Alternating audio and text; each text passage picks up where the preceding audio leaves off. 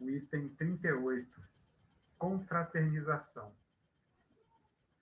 Quem luta e confraterniza, entrega-se com fervor, cada dia, cada hora, à sementeira do amor. Procura, acima de tudo, a força da simpatia, gerando fraternidade pelas bênçãos da alegria. E aquele que busca irmãos no entendimento em Jesus, conservará sempre aceso o dom da divina luz, negando sempre a si mesmo de alma voltada ao porvir, disputa desassombrado o galardão de servir. Perdoa 70 vezes, 7 vezes cada ofensa, plantando a fraternidade e agindo sem recompensa. Ora por todos aqueles que a calúnia na estrada recebe por benefícios, a dor, o espinho, a pedrada. Ajuda sem distinção, não se afasta de ninguém, é grande sem perceber na glória do eterno bem. Evita o próprio destaque, mas considera contente o valor de cada esforço no esforço de toda a gente. Não se agasta, não se irrita, e no roteiro cristão estende sem descansar a luz e a cooperação. Não se limita a ensinar, exemplifica e executa, e encontra por toda parte irmãos de esperança e luta. Descobre na própria vida o sublime aprendizado em que lhe cabe atender ao Mestre crucificado. Irmãos, não vos esqueçais, toda a fraternização começa com Jesus Cristo reinando no coração. E assim, nesse instante, agradecemos a Deus a oportunidade de estarmos aqui reunidos para estudarmos os teus ensinamentos deixados pelo Mestre Jesus, pelo Mestre Kardec e outros grandes espíritos que nos iluminam o nosso caminho rumo à perfeição relativa que nos cabe neste planeta. Que o Senhor nos ampare ao Senhor José, que vai dar início ao nosso estudo da noite de hoje. Que assim seja. Graças a Deus. Graças a Deus. A palavra é sua. Queridos irmãos e companheiros, que a paz do Divino Mestre Jesus continue a nos abençoar. Hoje, nós demos seguimento ao estudo do Evangelho, o capítulo 10, que nós estudamos, o 9, que trata-se de bem-aventurança. Interessante a coordenação de sintonia espiritual com essa lição que você leu. Você disse tudo aquilo que eu vou dizer aqui agora, em outras palavras. Olha que coisa mais interessante, né? Como que a coordenação espiritual age nesse caso. E essa página que escolheu foi a minha filha Clara. Pois é. Fala para ela que ela está muito bem inspirada. Porque ninguém sabia que ia ser o capítulo 10, né? Ninguém de vocês sabia que ia ter sequência. Eu falei para ela assim, toma o livro, abre uma página e escolhe. Os espíritos procuram a coisa mais simples e mais pura, né? Uma pessoa que não tinha ligação nenhuma com a lição, nem com nós, escolher a lição, né? E coincidir. Vocês vão ver aqui quase tudo que foi falado aí, nós vamos falar aqui também, em outras lições. Mas vamos lá, capítulo 10, Bem-aventurados misericordiosos. Nesse capítulo nós vamos estudar. Perdoai para que Deus os perdoe. Reconciliai-se com os adversários. O sacrifício mais agradável a Deus. O argueiro e a trave no olho. Não julgues para não seres julgado. Aquele que estiver sem pecado, atire a primeira pedra. Instruções dos Espíritos, perdão das ofensas. A indulgência. é permitido repreender os outros, notar suas imperfeições e divulgar o mal alheio? Então, vamos ao primeiro item. Perdoai para que Deus vos perdoe. Bem-aventurados misericordiosos, porque eles alcançarão a misericórdia. Mateus, capítulo 5, versículo 7. Se perdoardes aos homens as ofensas que vos fazem, também vosso Pai Celestial vos perdoará os vossos pecados. Mas se não perdoardes aos homens, tampouco vosso Pai vos perdoará os vossos pecados. Mateus, capítulo 6, versículo 14 a 15. Se teu irmão pecar contra ti, vai e corrige entre ti e ele somente. Se te ouvir, ganhado terás a teu irmão. Então, chegando-se Pedro a ele, perguntou: Senhor, quantas vezes poderá pecar meu irmão contra mim, para que eu lhe perdoe? Será até 7 vezes? Respondeu-lhe Jesus: Não te digo que até 7 vezes, mas até 70 vezes 7. Mateus, capítulo 18, versículo 15, 21 e 22.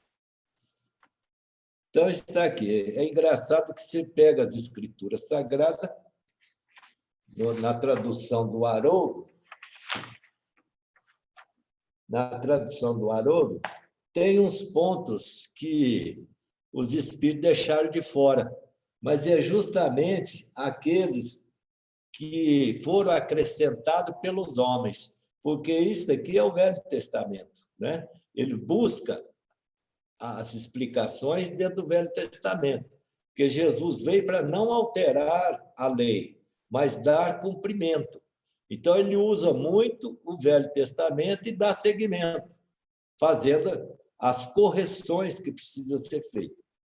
É engraçado nós observar na misericórdia, nós entendermos quando que Jesus foi falar dessa misericórdia, que situação ele vivia no momento.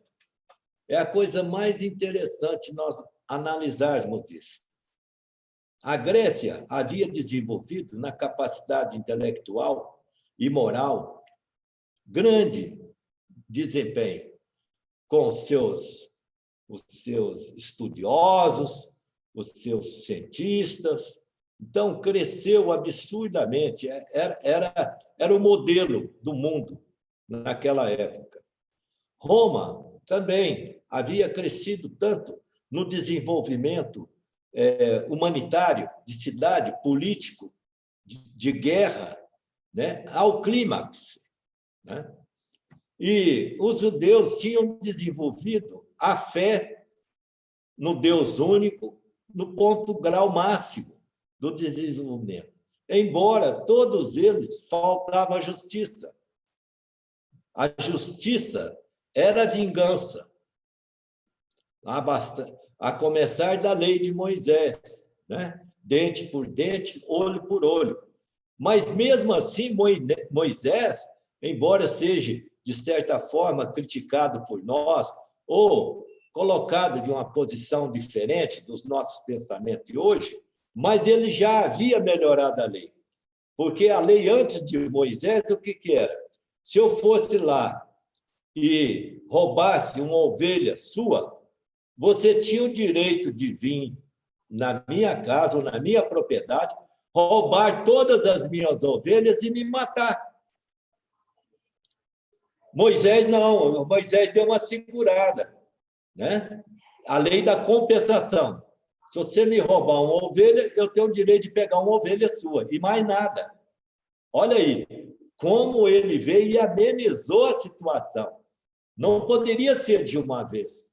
Aí Jesus vem e diz mais coisas, né? Que é a misericórdia para com todos. Porque nós necessitamos de misericórdia. Se o meu irmão me rouba alguma coisa, eu não posso ter o direito de ir lá roubar outra coisa, porque vira um círculo vicioso e a justiça, por si só, já era injusta, me concedendo esse direito de tirar de você aquilo que você tirou de mim. Então, na verdade, não existia justiça. Então, Jesus vem e implanta a justiça. De que forma? Com a misericórdia. Olha que interessante nós analisarmos, né? O processo evolutivo, para nós compreendermos. E esse processo nós temos que usar para poder conseguirmos ser misericordiosos. Por que nós não somos misericordiosos? Porque não fazemos essa análise da evolução, da humanidade, que cada vez nós vamos evoluir mais. Estamos passando por uma parte agora, né? Por que a injustiça, nós consideramos a nossa justiça ainda injusta? Não nas leis, que se você lê as leis, elas são justas, mas na injustiça do homem, que procede.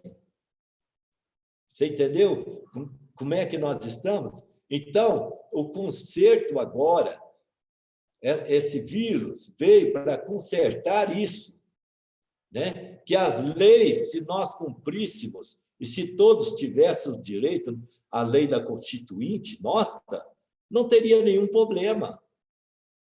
Porque lá está dizendo que nós temos todo o direito de viver, de alimentar, de moradia, aí, de escolaridade, mas na prática não existe.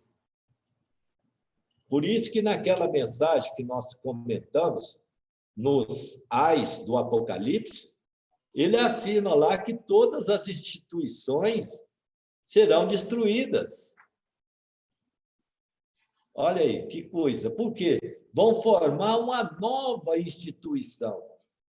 Gente, é tão simples, né? Se você pegar as bem-aventuranças de Jesus, ou o chamado Sermão da Montanha, não precisa mais nenhuma lei. Não precisa de nenhum código mais de vida, porque aquilo dali é o código. Se nós pegarmos a Constituinte nossa, jogar fora e instituir as bem-aventuranças, pronto, resolvemos o problema. Veja como é simples. Mas nós complicamos tudo. Nós atrapalhamos tudo. Por isso que nós somos chamados agora, né, a fazer um depoimento coercitivo, né? Obrigado, porque cada um de nós, com a doença, é chamado. Uns foram chamados para dentro de casa, para poder refletir. Outros são chamados para os hospitais, para lá ele fazer análise, ele analisar intimamente. Então, como diz o Chico, está tudo certo, não tem nada errado. Então, vamos dar prosseguimento, né?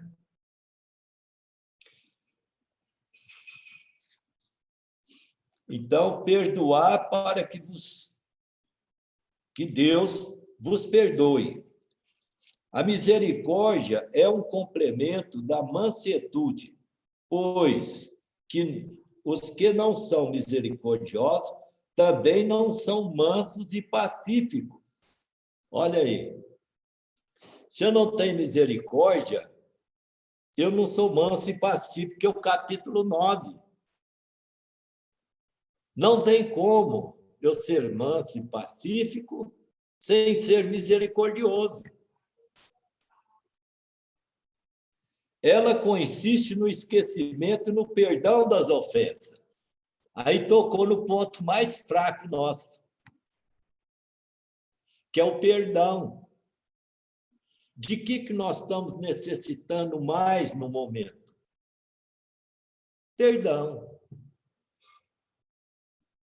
Perdoar todas as ofensas que nos fizeram.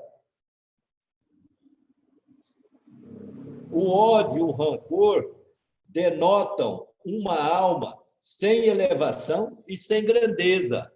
Então, se nós pensar nisso, está corretíssimo.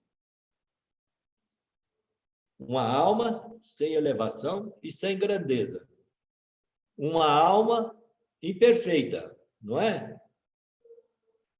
Nós não somos todos espíritos imperfeitos, segundo a classificação de Allan Kardec? Por que motivos são imperfeitos? Por esse motivo que aqui nós estamos estudando. Não somos misericordiosos. Para nós, ser misericordioso ainda é muito difícil, porque o nosso orgulho, a nossa vaidade é muito alta. Não permite nós sermos misericordiosos. Em certas análises, em determinados momentos, se nós fazermos uso da misericórdia, nós vamos ser considerados pessoas de sangue frio. Vamos ser completamente isolados. Ainda mais na situação que nós estamos vivendo, o clímax da desentendimento entre os homens, inclusive entre famílias. Um é a favor de uma coisa, outro é outra. Até no futebol, um torce para um time, outro torce para o outro. E nós fazemos isso com a maior naturalidade, como se isso fosse natural. E somos cristãos. Falamos, somos espíritas. Para quem que você torce? Para o Flamengo, para o Botafogo. Aí. Sabe, parece que ficou natural o errado. E as pessoas ainda querem que volte ao normal. Olha que coisa interessante. As pessoas ficam falando que precisa voltar ao normal, que era antes. Eu pergunto para eles, mas que normal que nós vivíamos? Nós vivíamos na anormalidade. Voltar o que era antes da pandemia é uma loucura. É uma loucura perfeita.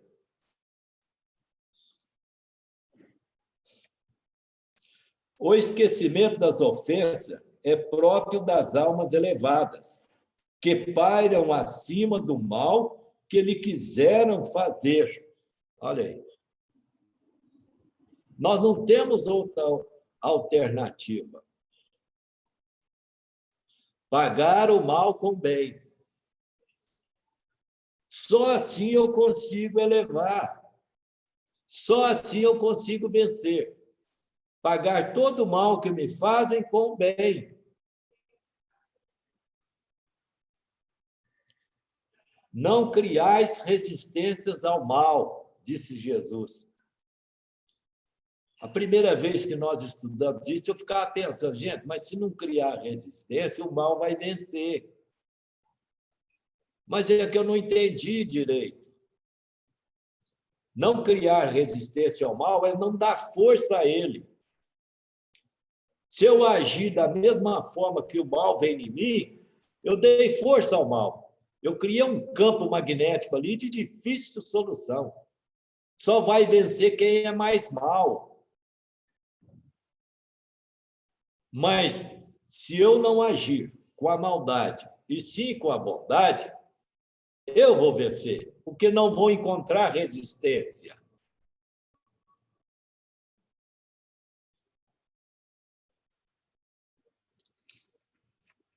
Aí ele explica, uma está sempre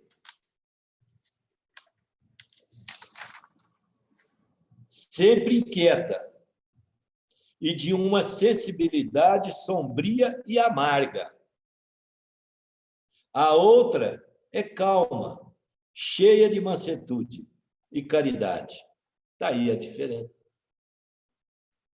Né? Se eu agir, pagar o mal com o bem, eu vou estar calmo e cheio de mansuetude. Vou estar em paz comigo mesmo. Infeliz daquele que diz, eu jamais perdoarei. porque se não for condenado pelos homens, o será certamente por Deus.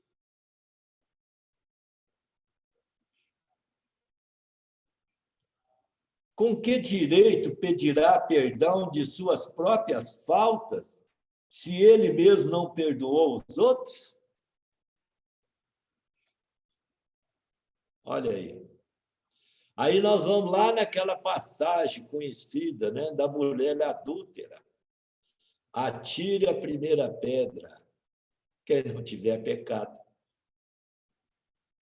Ora, por que eu não vou perdoar se eu necessito de perdão? Se eu necessito pedir a Deus perdão de tanta coisa diante da minha vida, de tantos erros cometidos. Jesus nos ensina que a misericórdia não deve ter limites, quando diz que se deve perdoar ao irmão não 7 vezes, mas 70 vezes 7. Então, perdão não tem limite, gente. Nós colocamos limite aqui. Na frente, ele vai explicar 2 tipos de perdão. Nós vamos entender que, na maioria das vezes, nós estamos nesse tipo mais grosseiro do perdão. Mas há 2 maneiras bem diferentes de perdoar. Uma é grande e nobre, verdadeira, generosa, sem segunda intenção, tratando com delicadeza o amor próprio e a sustentabilidade do adversário, mesmo quando a culpa foi inteiramente dele. A outra é quando o ofendido, ou aquele que assim se julga, impõe condições humilhantes ao adversário, fazendo-o sentir o peso de um perdão que irrita, em vez de acalmar. Realmente, nós condicionamos muito isso. Eu te perdoo, desde que você não faça isso mais. Ué, mas o perdão é ilimitado? Como é que faz? Sabe, tem hora parece que a gente não raciocina bem, principalmente nós espíritas. Se nós parássemos para raciocinar diante das dificuldades, criasse esse hábito, nós evitaríamos muito desastre na nossa existência. E isso daí é só questão de treinamento. Primeiro eu tenho que admitir, não sou obrigado a responder agora. Eu tenho o direito de pensar. E entre o meu pensamento e a minha fala existe uma distância. Por mais insignificante que nós pensamos que ela seja, mas existe uma distância, cuja qual eu posso aproveitar essa distância para refletir e evitar um desastre muito maior. Às vezes a gente não percebe, mas uma pequena palavra que você diz ao outro, você ofende ele ao máximo. Nos nossos relacionamentos familiares, o que tem acontecido é isso, né? Chega um ponto que é a gota d'água. Aquela atitude nossa é a gota d'água, derrama o pote do companheiro. Ele não suporta mais. Mas para nós, não. Aqui, fala aqui, ó.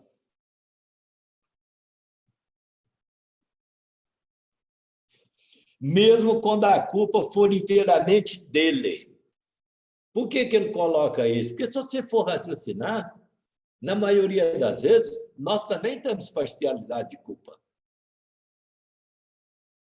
Nós também temos parcialidade de culpa nas ofensas. A nossa atitude pode ter provocado aquela ofensa. Se eu não tivesse feito isso ou dito isso, o outro não faria isso. Por isso que ele fala que na parcialidade de culpa, isso eu tenho que analisar muito. A gente só quer a vitória para a gente, com coisa que a gente é espírito perfeito. Espírito imperfeito, gente, erra. Nós não podemos esquecer disso. Nós também erramos. Nós também cometemos injustiças. Muitas vezes, na maioria das vezes, do nosso ponto de vista, nós não cometemos erro. É interessante isso, né? Nós apresentamos aos outros como não tivesse erro nenhum. Mas se nós fosse chamados da consciência, como Jesus chamou a consciência, aqueles homens que queriam obedecer à lei de Moisés com aquela mulher adúltera, nós iríamos proceder da mesma forma. Primeiro os mais velhos, depois os mais jovens. Por que primeiro os mais velhos e depois os mais jovens? Vocês entenderam essa colocação? Porque, na lógica, o mais velho já viveu mais, já errou mais. O mais novo, como tem pouco tempo de vida, errou menos. Olha que coisa interessante. Então, a gente tem que olhar os detalhes, né, das escritas para a gente poder entender o espírito da palavra. Por que primeiro os mais velhos e depois os mais novos?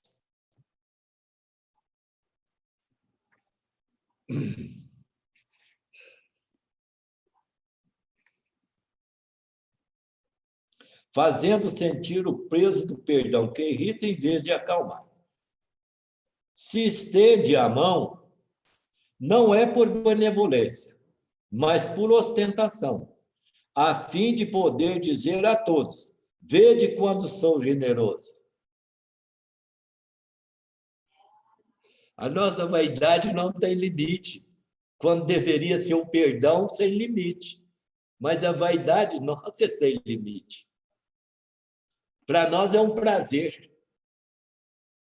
O outro pedir perdão, pedir desculpa, dizer eu estou enganado, você me perdoa. Para nós enchemos de alegria, quando deveria ser de tristeza. Porque é o nosso irmão, é um companheiro. Né? Nessa circunstância, é impossível que a reconciliação seja sincera, de uma e de outra parte. Não, isso não é generosidade, mas apenas uma maneira de satisfazer o orgulho. Em todas as contendas, aquele que se mostra mais conciliador, que revela mais desinteresse próprio, mais caridade e verdadeira grandeza de alma, conquistará sempre a simpatia das pessoas imparciais. Verdadeiramente. Né?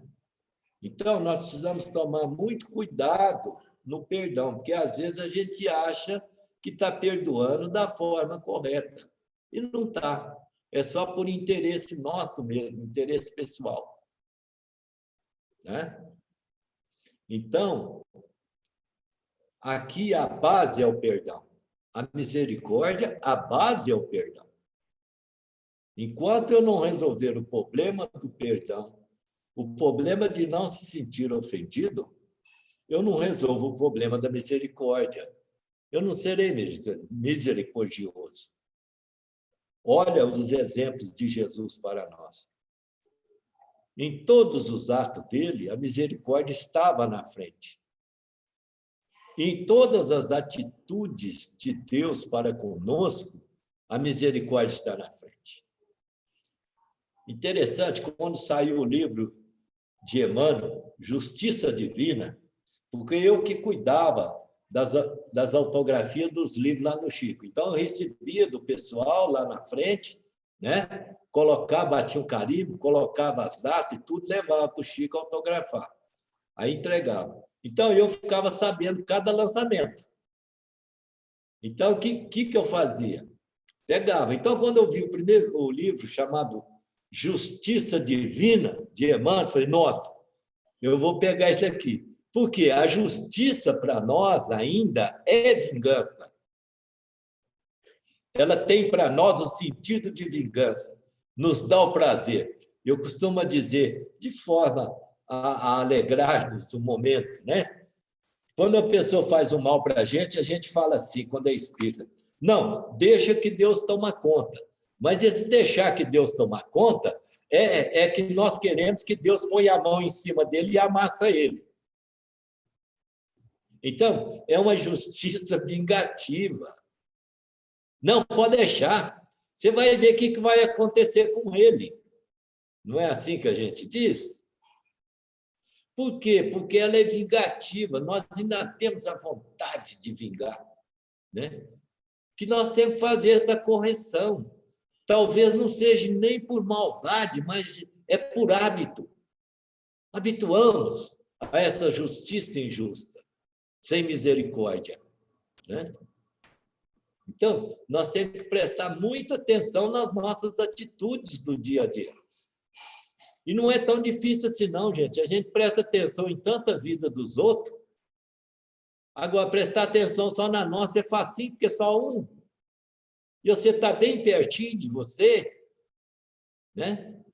Mas não, nós preferimos prestar atenção na vida dos outros, no comportamento dos outros, na palestra dos outros, nas falas dos outros. E não observamos a nossa. Não é tão difícil.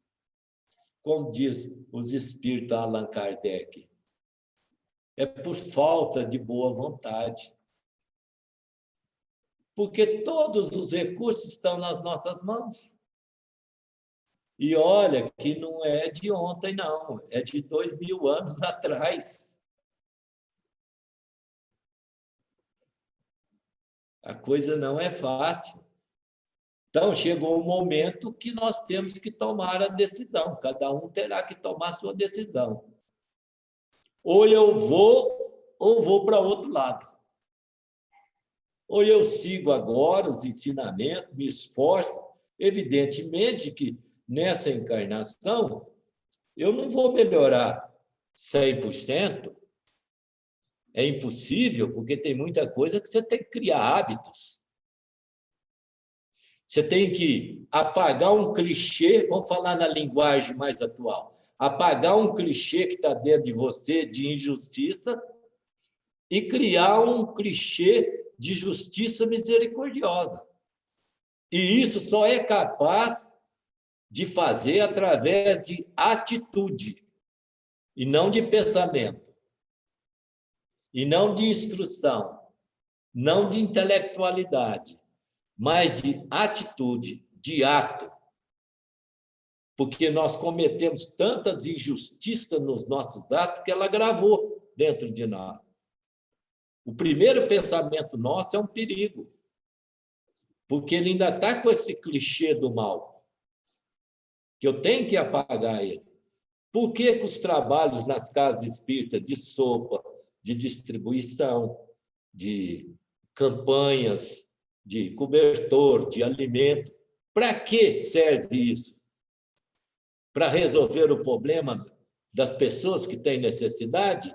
Não, porque é temporário, é pouco.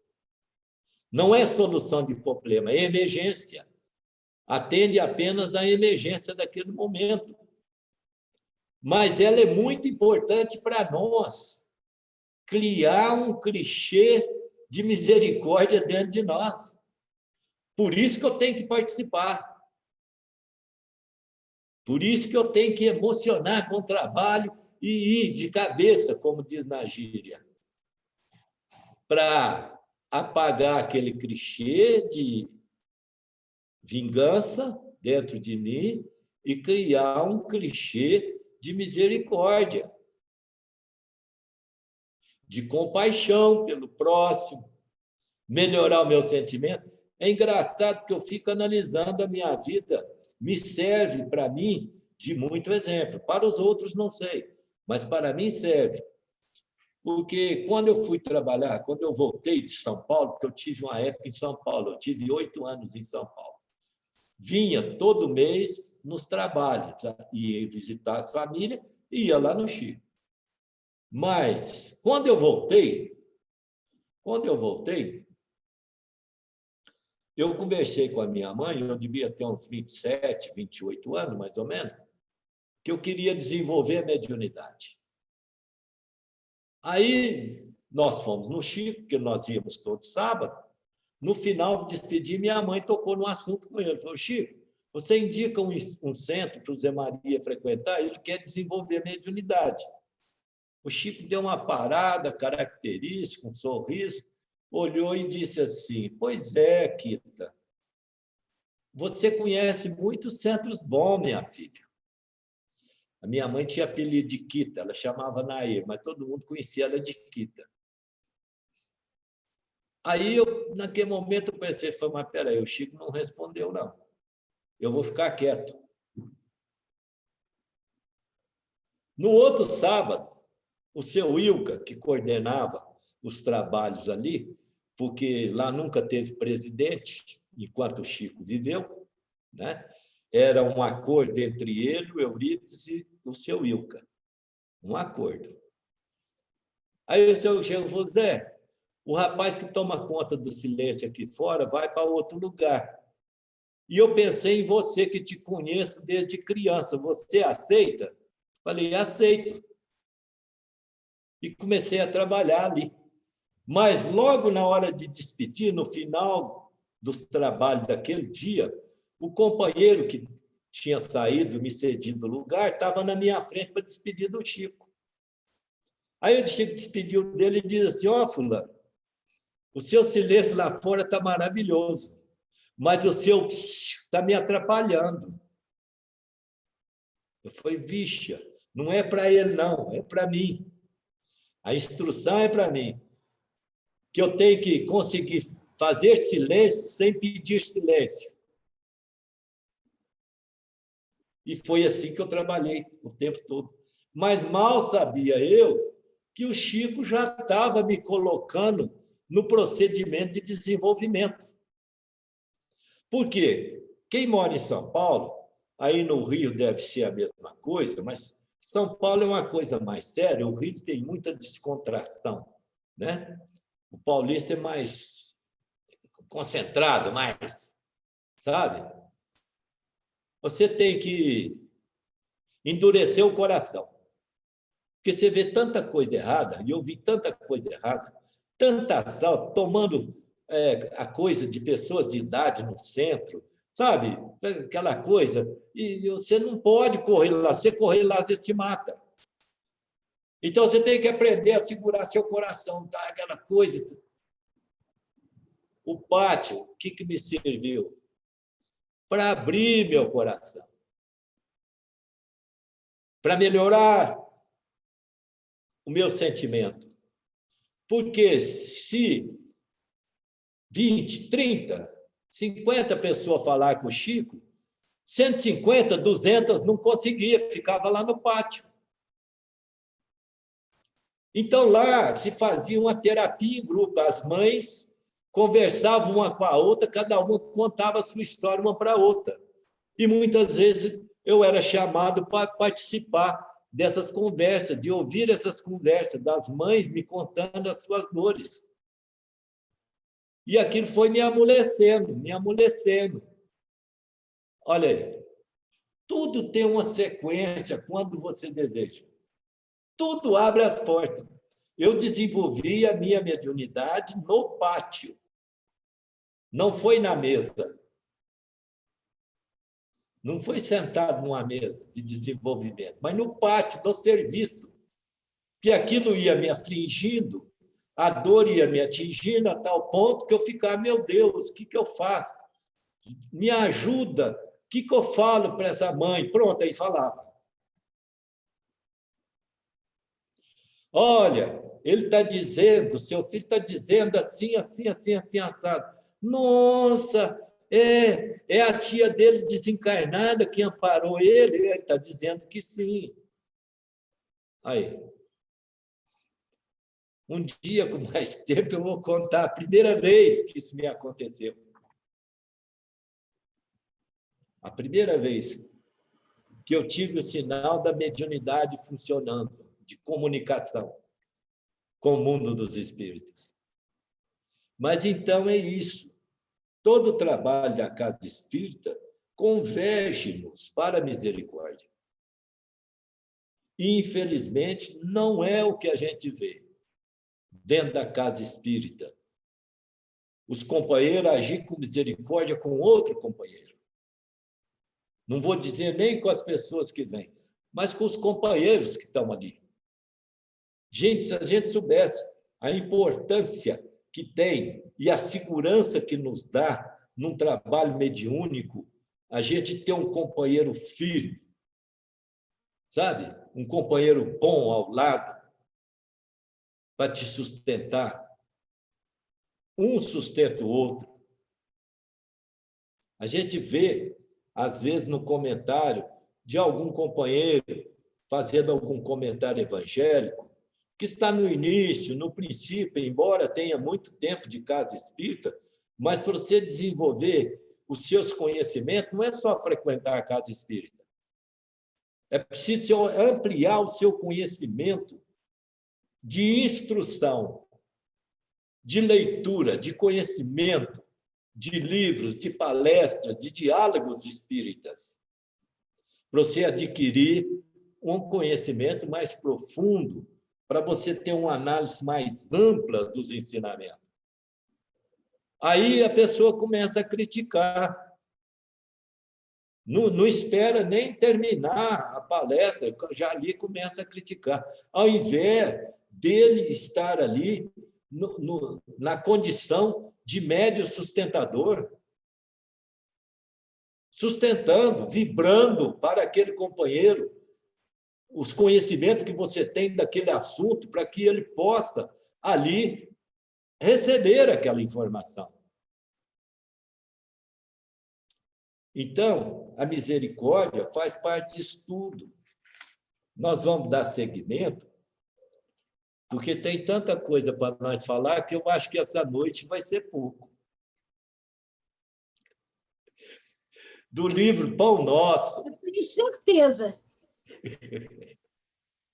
Do livro Pão Nosso, na lição 89, Bem-aventuranças, Emmanuel nos dá uma noção geral do que significa bem-aventuranças para nós.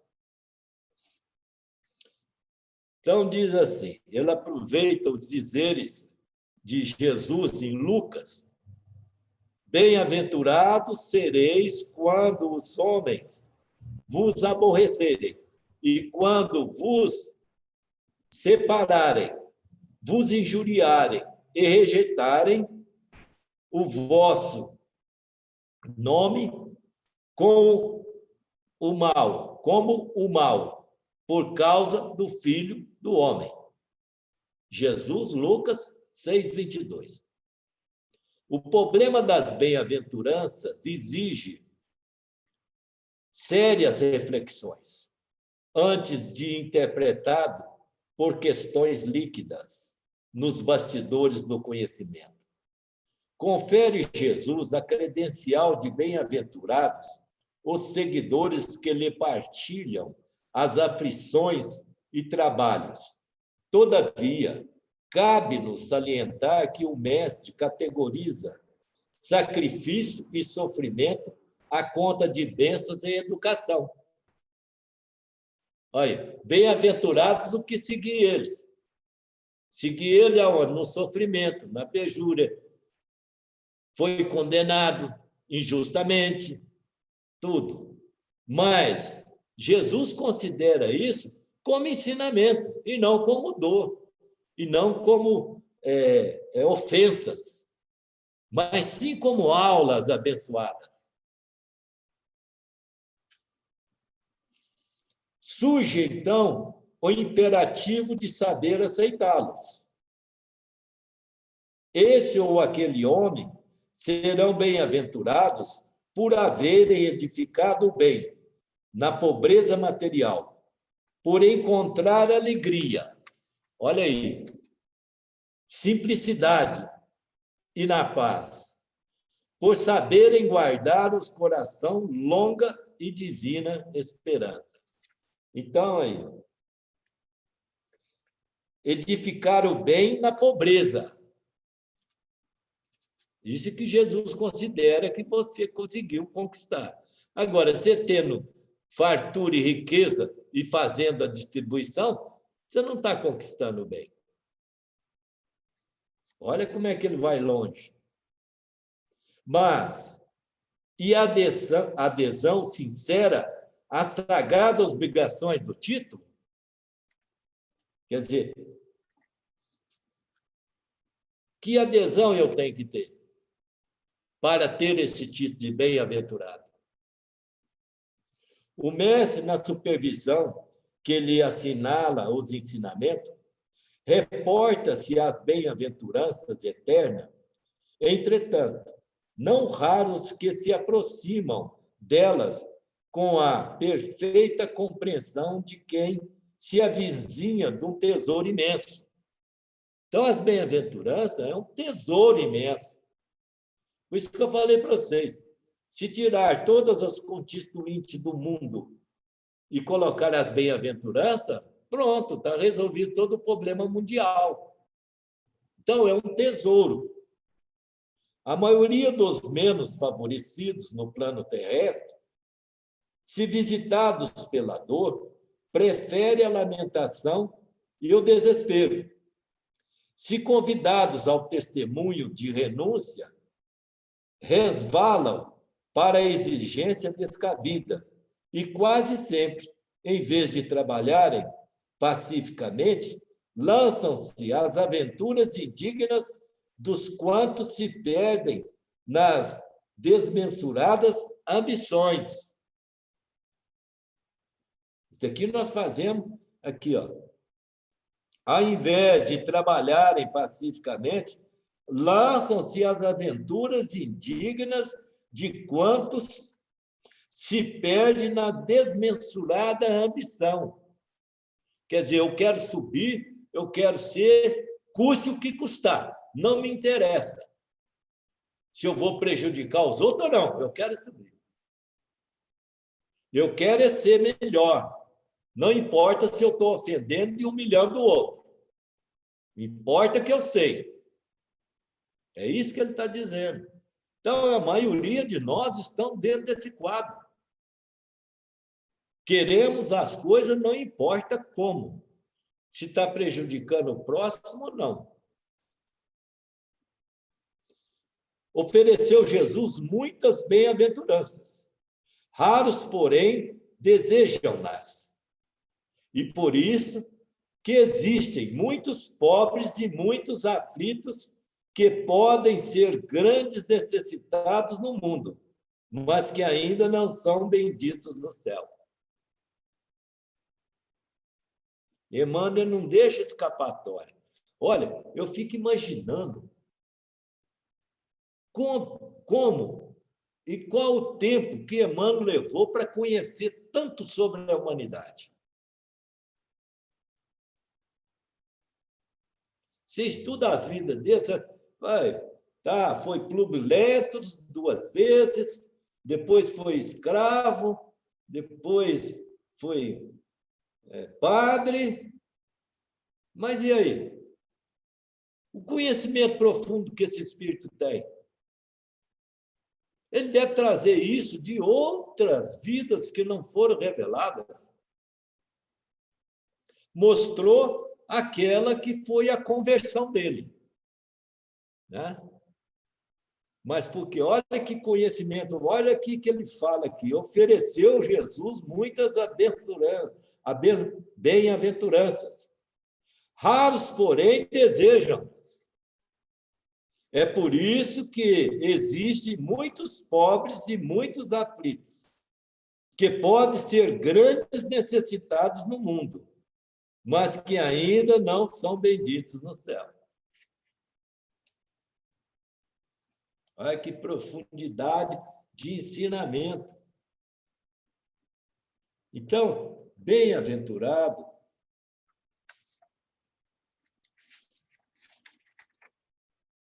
os misericordiosos. O que é misericórdia? Eu tenho que conseguir entender o que seja misericórdia. É perdoar todas as ofensas.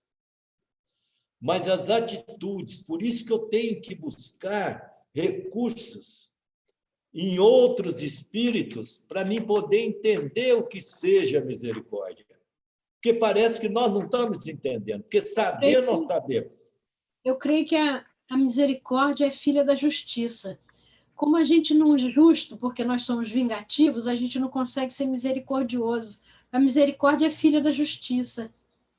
Então, por isso que nós temos que estudar bastantes opiniões sobre a misericórdia, para nós compreender ela na profundidade. É muito interessante. Nós buscamos aqui, no livro Agenda Cristã, 1947, que poucos espíritas leu, porque não traz emoção. Nós, na verdade, estamos atrás de emoções. Fala Paulo Estevam, Ave Luz, todo mundo já leu, todo mundo buscou. Mas quando você fala Agenda Cristã, vou ver isso não. Agenda Cristã é um livro que nós cristãos tínhamos que carregar no bolso. Porque lá diz de todo o comportamento de um cristão. A primeira lição é intitulada Imperativos Cristãos. É simples. São 30 palavras que André Luiz separou. Para, no fim, mostrar para nós o que é ser misericordioso. Então, vamos lá. Aprende humildemente. Então, meu interesse em aprender tem que ser humilde e sincero, sem segunda intenção. Não é aprender para mim amanhã ou ir lá na frente, no centro, e fazer uma palestra. Não é para mim aprender para chegar para os companheiros e falar, vocês têm que fazer assim, assim, assim, assado. Não, aprenda humildemente. Se coloque na condição de aluno. E aluno, por sinal, atrasado. É nessa condição que eu tenho que me colocar, para me poder aprender. Se eu não tiver humildade, eu não aprendo. Segundo, ensina praticando. Ensina fazendo, não fala. Diz o Chico, olha, as palavras às vezes convencem, mas o exemplo arrasta. Olha o trabalho do Chico, da Comunhão Espírita Cristã. Tinha os trabalhos mediúnicos, os receituários, as mensagens. Mas aí, no sábado, ele convidava todo mundo para acompanhar ele na peregrinação, fazendo ali um contraste dos mais interessantes, promovendo o desenvolvimento nas criaturas. Aqueles mais abastados que iam atrás do consolo, da mensagem ou das explicações sobre mediunidade, o auxílio mediúnico, acompanhava ele naquelas criaturas menos desenvolvidas intelectualmente e socialmente. Aquelas criaturas via aquele pessoal mais bem vestido, com muitas possibilidades, com recursos, desenvolvia, tinha vontade de crescer, de ter também. E aqueles mais abastados vê a necessidade do outro e se comover. Olha que trabalho interessante. Não era só uma peregrinação, era uma escola, Era uma universidade de ensinamento. Aquela mais humilde ali, dono da casa, geralmente dona da casa, porque eram muitas viúvas naquela época, o pessoal, os homens morriam muito cedo pelo esforço, né, que trabalhavam na roça, pelos hábitos de alimentar, de beber, se morria mais cedo. Então, ficava aquelas viúvas com tanto de filho ali. Então, levava para ela. Então, ela abria o Evangelho e lia um tópicozinho do Evangelho. A parte principal da lição. Ali. Levando aquela criatura mais humilde, intelectualmente, socialmente, o conhecimento da palavra de Jesus. De uma casa na outra, aí saíam os comentários, saíam as perguntas, e ele nos explicava. Olha que universidade. Eu me lembro, o Chico aproveitava todos os acontecimentos, era igual Jesus. Jesus não saiu a pregar, não, Jesus saiu a ensinar. Conforme acontecia o fato, ele ensinava. E o Chico era a mesma coisa. Ele promovia o fato para depois ensinar. Eu me lembro que lá as ruas não tinham calçamento, e era um loteamento novo, e não tinha infraestrutura, não tinha água, não tinha esgoto. Então, as pessoas furavam fossa, cisterna, e muitas vezes pessoas de pequena posse faziam devagar. Então, aquela cisterna ficava aberta, então era um perigo andar, porque não tinha nem muro. As casas não tinham muro dividido, poucas casas tinham. E tinha um rapaz que carregava o lampião. Então, ele ia com o lampião na frente para nós ir, para ficar mais claro, que a luz era muito fraca, não clareava direito as luzes dos postes. Aí, um dia, ele se adiantou. Aí, um rapaz falou, Chico, olha lá, o rapaz do lampião está lá na frente já. Ele falou, chama ele para trás. Olha, gente, a luz não pode andar muito na frente, não, de nós, e nem atrás. Olha que ensinamento que ele deu. As revelações não podem ser muito na frente, porque nós não vamos entender, nós não vamos enxergar. E nem pode ser atrás também, que nós ficamos no escuro. Então, o Chico era assim. Então, era a prática, ele aproveitava a prática. Administra, educando. Então, se você está administrando um trabalho, coordenando um trabalho, então coordene e administre, educando, ensinando, fazendo, tendo paciência de repetir para o companheiro quantas vezes for necessário. Quantas vezes não, você já me perguntou isso várias vezes, você não aprende? Olha aí. Então, administra, educando. Se você, isso aqui não serve só dentro da doutrina, não, para o seu trabalho também. Se você é um administrador numa empresa, administra educando os seus companheiros, os seus subordinados, ensinando a eles com paciência. Obedece prestativo. Esse é fantástico. O que é obedecer prestativo? É obedecer com alegria, com satisfação. Não é com revolta, não é por obrigação. Porque a maioria de nós, vamos falar da paciência, tem paciência, mas uma paciência condicionada. Se você está na recepção de uma firma esperando para concorrer a uma vaga, você espera até um dia, 2. Mas esperar um companheiro que atrasou, esperar a esposa que está se preparando para sair é um sacrilégio.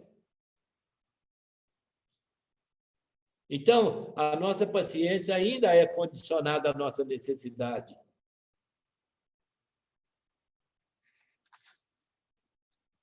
Ama edificando. Olha, esse daí é difícil. Amar edificando.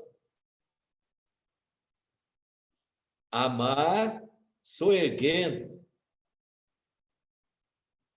Amar construindo. Na verdade, nós estamos atrás de amor. Nós não estamos querendo amar. Nós estamos querendo amor. É isso que eu tenho que prestar atenção. Então, ama edificando. Não diminuindo a pessoa. Não desfazendo da pessoa. Eu acho que a insegurança nossa é tão grande que precisa que nós desfazemos da outra pessoa de medo de perdê-la. De condicionar ela que ela depende de você.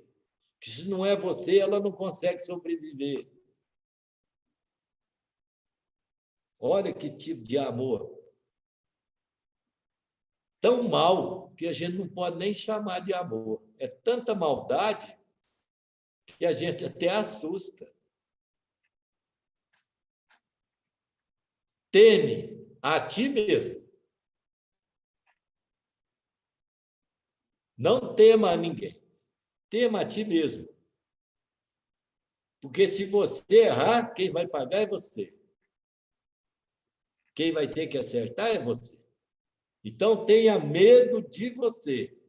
Porque espírito na condição de imperfeito tem que ter medo dele mesmo.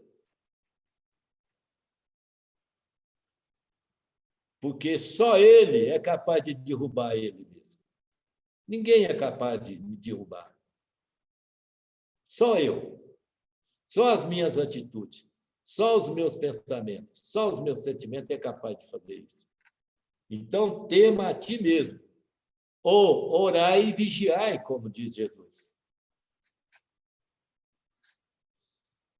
Sofre, aproveitando. Emmanuel tem um dizer que eu gosto demais. Ele diz assim, está no livro Buscas e Acharás. Esse livro foi meu companheiro uns 8 anos. Eu tinha no carro, tinha no escritório, tinha na minha casa. O do carro sempre ficava sujo, porque eu mexia com um imóvel rural, mexia na roça, então ficava sujo. De quando em quando eu comprava outro, que não dá nem para ler. Mas a hora que o bicho pegava, eu recorria a ele. Então, Emmanuel lá diz assim, ó, precisamos aprender a tirar do cascalho da vida, dos fatos desagradáveis, a luz do diamante. Sofre aproveitando. Ah, mas não sei por que eu estou sofrendo. É porque você não perguntou sinceramente. Você não quis sinceramente saber por que você está sofrendo. Porque se você perguntar, responde, busca e achareis. Todo aquele que buscar, encontrará. Mas o que procura, não. Porque quem procura não quer achar. Mas se o cara fazer, eu vou lá buscar o fulano, ele vai lá e traz fulano. Não, eu vou lá procurar o fulano. Ele pode achar, pode não achar. Então, ele está indecidido. Então, aproveita. Estou falando com toda a certeza da experiência própria. Porque quando eu fui procurar sobre um sofrimento meu, foi imediato. Foi imediato. Mostrou claramente. E foi assim, fração de segundo. Eu vi a atitude, porque eu perguntei, Senhor, eu preciso saber o que eu fiz para estar merecendo isso, para nunca mais eu fazer na minha vida.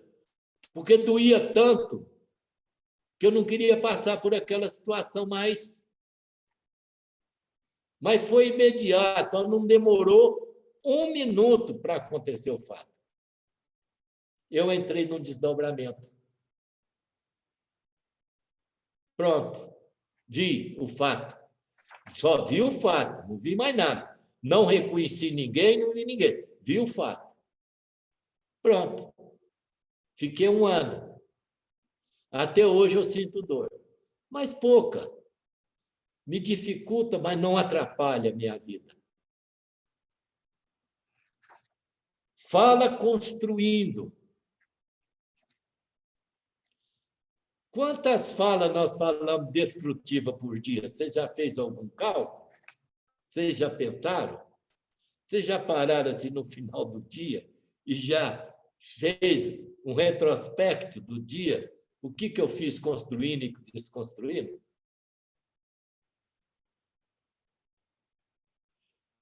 Vamos falar assim para nós alegrar no momento. Fulana, você engordou?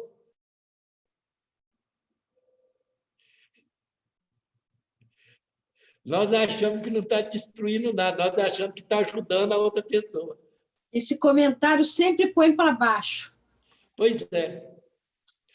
Estou falando do mais simples, agora vamos analisar os outros. Nossa, eu vou fazer isso. Não, não faz isso, não. Isso dá trabalho demais. Só larga a mão disso, isso é cansativo. O que eu estou construindo? Olha, eu vou fazer uma crítica, mas uma crítica construtiva, viu?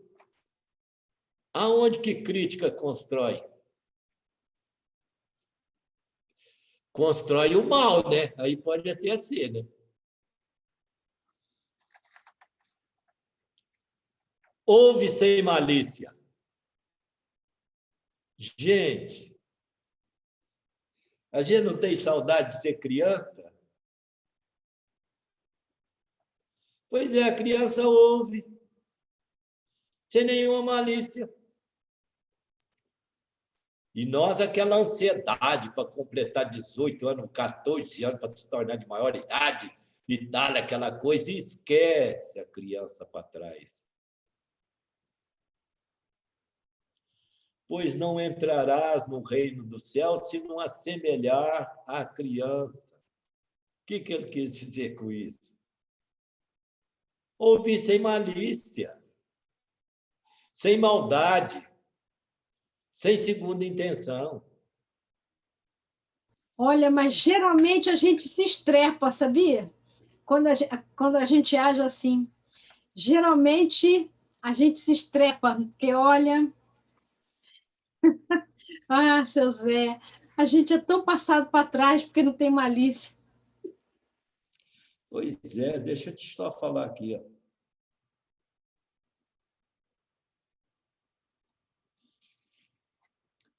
Quer ver o que ele vai dizer sobre isso? Lá vem o chulepe-chulepe. Não, ele só diz o seguinte, que bem-aventurado aqueles que são isolados, são repudiados por causa do meu nome.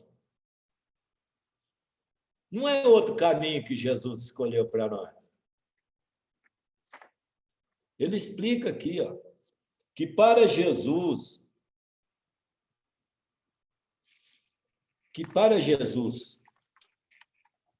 a ofensa, a maldade das pessoas são simplesmente aulas de aprendizado para nós.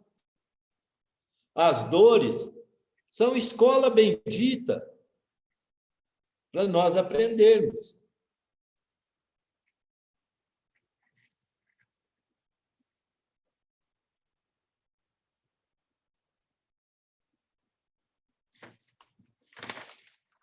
Então, a gente tem que entender essa forma. Ela é engraçada, porque, deixa eu achar aqui, está nem Emmanuel aqui. Bem-aventurados, aqui.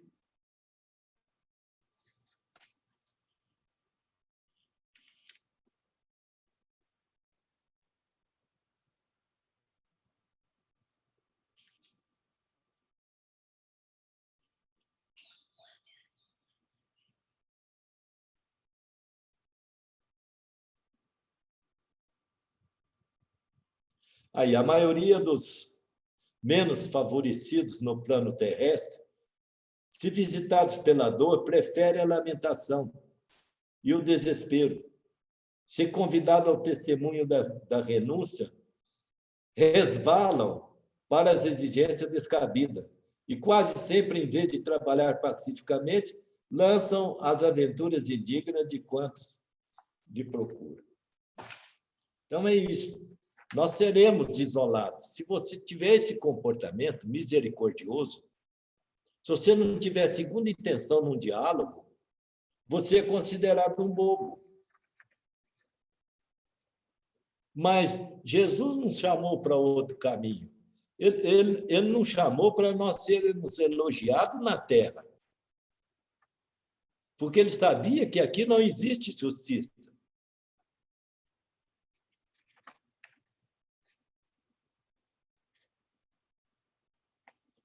Então, ouvir sem malícia é muito importante. É muito importante. Agora, essa malícia nós temos que entender, porque muitas vezes nós mal empregamos ela. Tudo que se fala, nós jogamos para malícia, e não é malícia. Às vezes nós interpretamos errado. O que ele está dizendo malícia aqui não nos coloca na condição de aceitar tudo que nos acontece. Não é isso que ele está dizendo aqui. Você entendeu? Sem a malícia é sem maldade. É ouvir a pessoa sem maldade. Se ela não está falando a verdade, isso não quer dizer que eu deva aceitar. Não é bem nesse sentido. Você entendeu? Mas não ter maldade na resposta. Compreender. Ajuda elevando. Olha, isso é difícil, hein? Ajudar a pessoa elevando ela, não humilhando. Isso eu vejo muito acontecer dentro da própria casa espírita. Virou um problema esse Facebook. As pessoas se mostrando. Sabe? Entreguei tantos cobertores, entreguei tanto, foi. Olha aqui, ó, tantos marmitex nós distribuímos esse final de semana. E tal. Aí. Está ajudando, elevando? Então, ele não conhece a agenda cristã, meu Deus do céu. Vou ter que falar para ele, ó, compra a agenda cristã para te ajudar. Ampara levantando.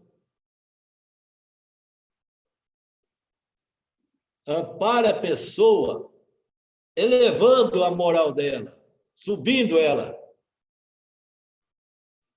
Não ampara humilhando. Olha, eu estou te ajudando, não estou te ajudando. Olha, eu estou te dando. Olha como é que nós fazemos. O Chico, muitas vezes, punha num envelopinho de carta, fechava e pronto. Entregava para a pessoa.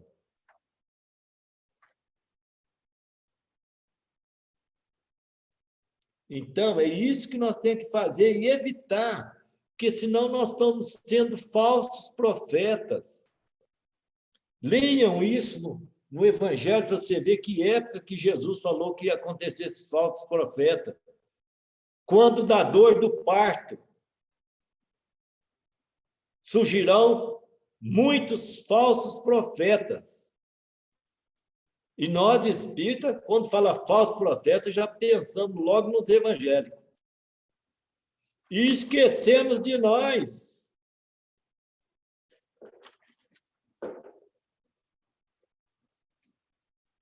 Temos que pensar nisso.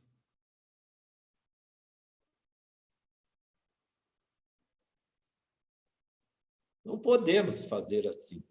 Seríssimo. É enganar o povo de que nós somos bons. Eu mostrar isso. Eu propagar isso. Tira a foto e manda.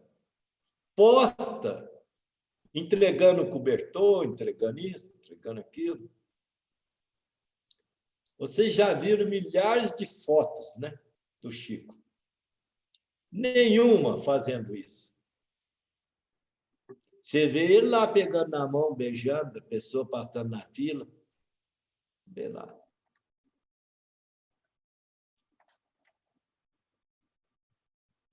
Passa servindo. O que isso significa? Passa servindo? Isso significa, aonde você for, serve. Eu me lembro uma feita que eu tinha sofrido um acidente, eu já tinha feito uma porção de cirurgia, uns amigos meus de Londrina vieram aqui na caravana e tal, e falou, não, você vai para Londrina, porque eles eram médicos, tinham um hospital, vocês vão para Londrina.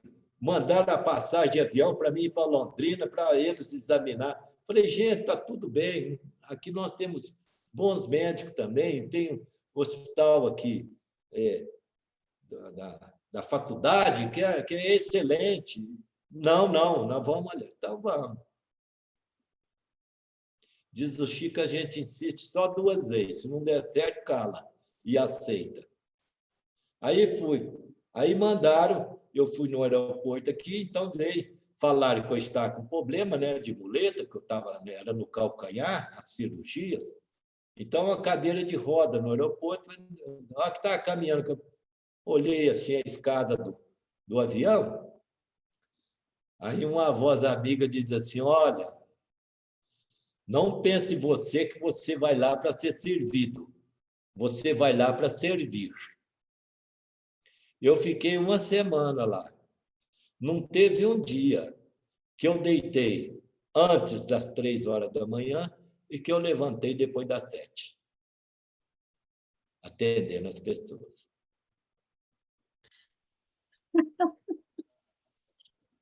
Foi para lá carregar pedra, né? Passa servindo. Aonde você for, tenha o prazer e o gosto de servir o que for. Dar uma ideia à pessoa que está na rua ali furando um buraco. Ô, meu amigo, olha, se você fizer assim, dá mais certo, experimenta, vê, fica mais fácil. Aonde você for, você pode ajudar.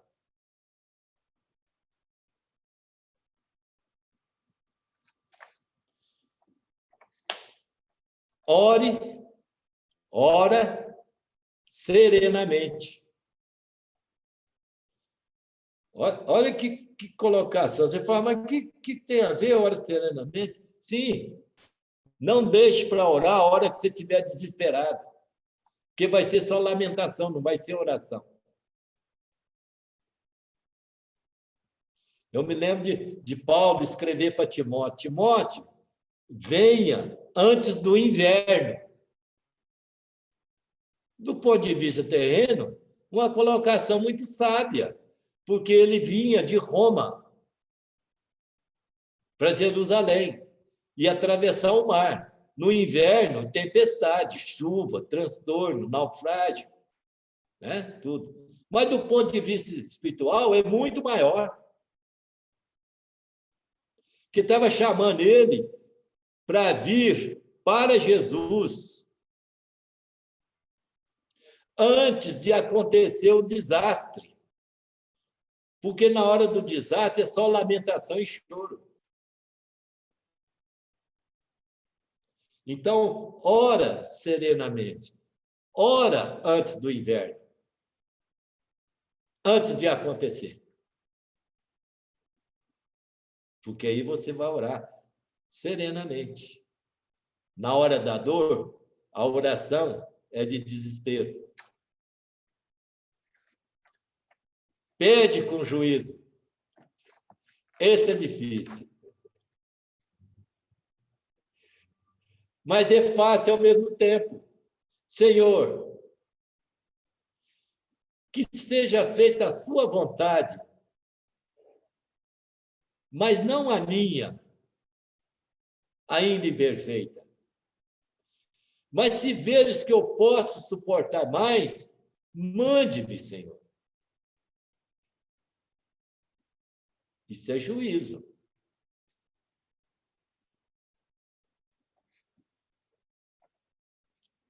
Espera, mas trabalhando.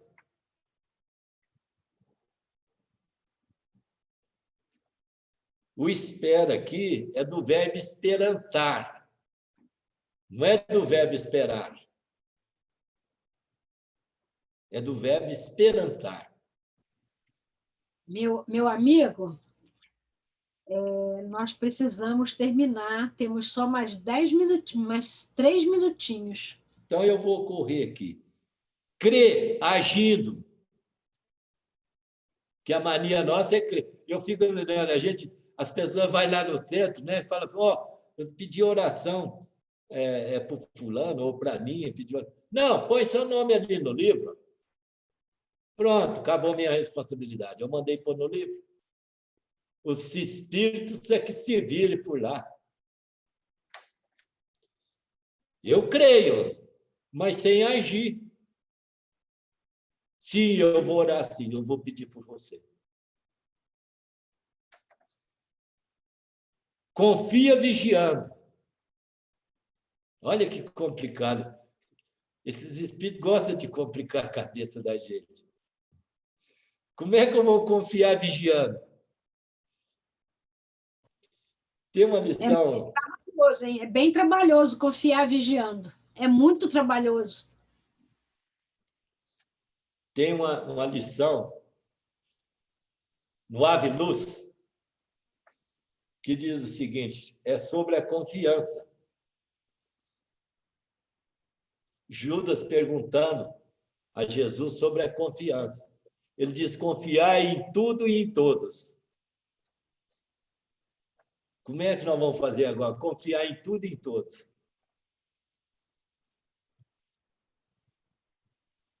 Essa é dura. Confiar e vigiando. Quer dizer, não cochilando, não é confiar. Confia no fulano, pô, entrega tudo para ele.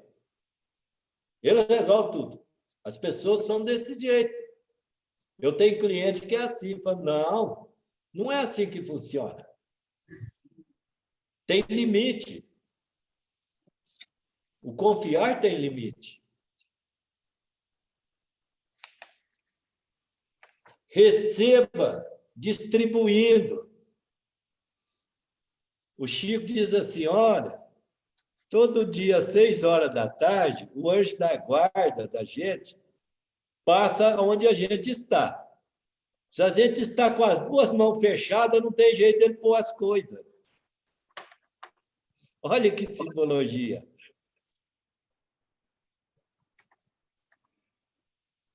Atende com gentileza.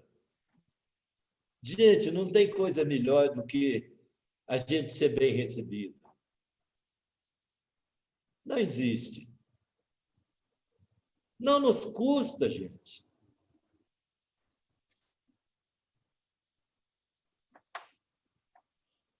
Coopera sem apego.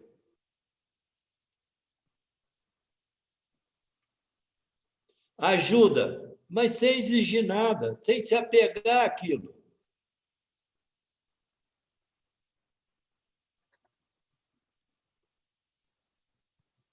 Socorre melhorando.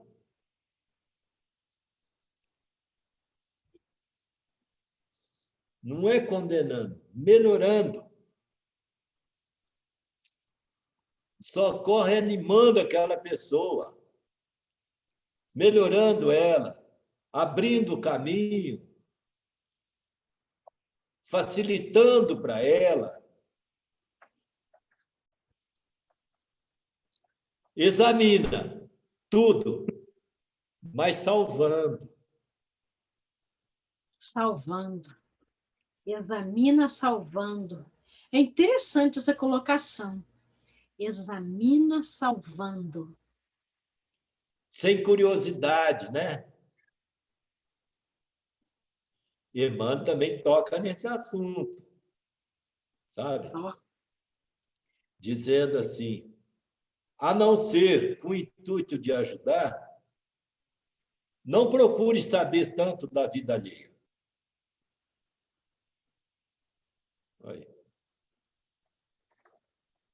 Até mesmo porque, às vezes, as cumbucas são muito cheias e você pode até se afogar nelas. Sim, e eu vou cometer injúria, Exatamente. né? Meu querido, o senhor sabe que se eu pudesse, ficávamos aqui, Trabalhava à noite, mas fica parava. assim. O Cláudio está assim, ó, deixa ele falar mais um pouquinho, mas eu falei, não posso, entendeu? Preciso Não, vamos terminar. respeitar, temos que respeitar. Mas fica para a próxima semana nós acabar. Próxima semana, estamos juntos. Aí eu aumento mais um pouquinho, aí nós fala mais. Tá Então, gente, bom. olha, sou muito agradecido pela oportunidade de aprender junto com vocês os ensinamentos de Cristo.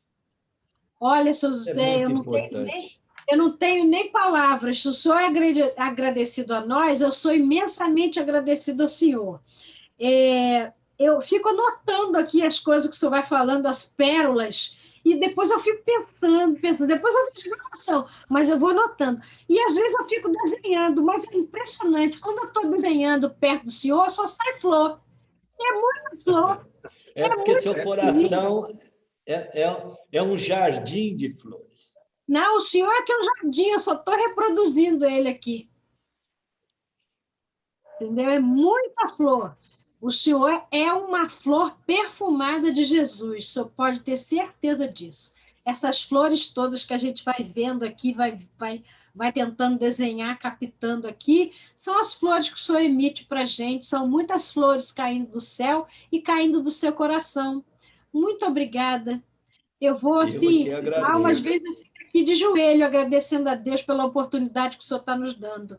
É uma sala pequenininha, como a gente já falou, muitos são os convidados, poucos são os escolhidos para vir, muito poucos fazem essa escolha, mas eu tenho certeza que esses muito poucos estão assim bebendo nessas fontes, se alimentando e levando para outros lugares essas flores que o senhor está depositando aqui no nosso coração, no nosso entendimento. É tão bom. O senhor falou de agenda cristã. Gente, esse livro passa na gente, assim, passa.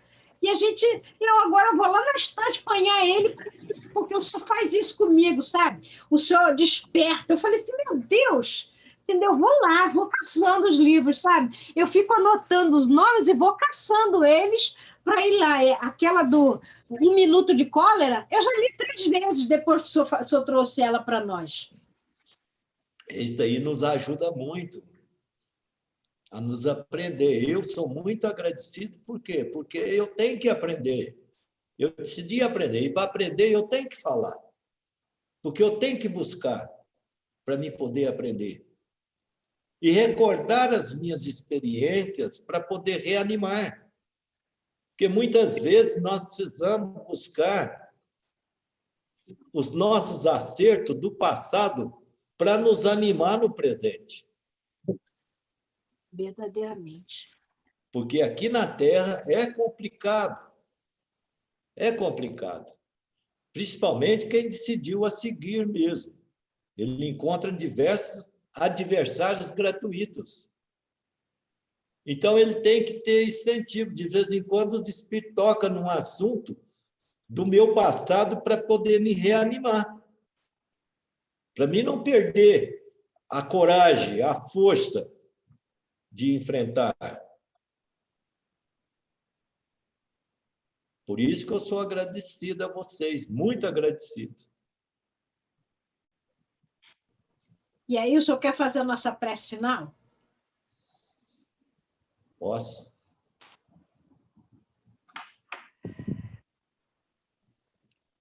Queridos companheiros e amigos, vamos elevar os nossos pensamentos a Deus, nosso Pai de misericórdia, a Jesus, nosso mestre e irmão de todas as horas, para podermos agradecer mais essa hora de estudo da doutrina dos Espíritos e dos ensinamentos de Jesus. Amado Mestre Jesus, quanto somos agradecidos pelas tuas bênçãos aqui trazida por essas mãos abnegadas desses benfeitores amigos, que nos assiste e nos ampara a cada instante de nossa vida. Amado Mestre Jesus, aos nossos irmãos outros, Senhor, que sofrem mais do que nós, matriculado nos leitos dos hospitais, das casas de saúde, das casas de tratamento mentais, dos orfanatos, dos asilos, das creches, das penitenciárias, das cadeias públicas, de nossos irmãos andarilhos, Senhor, que perderam o sentido da vida e vivem debaixo das marquises sobre as intempéries do tempo, sem o teto, sem o pão, sem o agasalho. Ajuda-nos, Senhor, a conscientizar do nosso real dever de ampararmos uns aos outros e efetivamente fazer algo para amenizar o sofrimento desses nossos irmãos. Mestre amado Jesus, não nos esquecemos também desse momento que estamos atravessando, dessa pandemia que nos atinge com o intuito de nos esclarecer, de nos reconstituir, de nos ensinar os seus ensinamentos. Mas temos irmãos, Senhor, que se encontram em desespero, em angústia, em tristeza, em depressão, dado a esses momentos que estamos atravessando, que para nós, espíritos imperfeitos, ainda são muito difíceis. Mas com a fé, com a coragem e com o desejo íntimo de crescer, seremos resignados diante de todas as situações que nos apresentar, Senhor, porque acreditamos em Ti. Acreditamos no nosso Pai Celestial e a todos esses nossos irmãos que se encontram em sofrimento e desequilíbrio, as nossas vibrações de esperança, de carinho, de amor, de afeto e de fé. Assim sendo, Senhor, com esses desejos íntimos, é que vamos dar da nossa parte por encerrado essa hora de estudo e aprendizado, rogando, Senhor, que nos possibilite estarmos mais juntos, mais vezes, para o aprendizado de seus ensinamentos. Porque vós sois para nós o amor, a paz, a alegria, para sempre. Que assim seja. Graças a Deus. Graças a Deus. Graças a Deus. Obrigada. Deus te abençoe, meu querido. Durma com Deus. Tenha uma excelente semana, todos nós. A nós todos. Abençoe muito. Não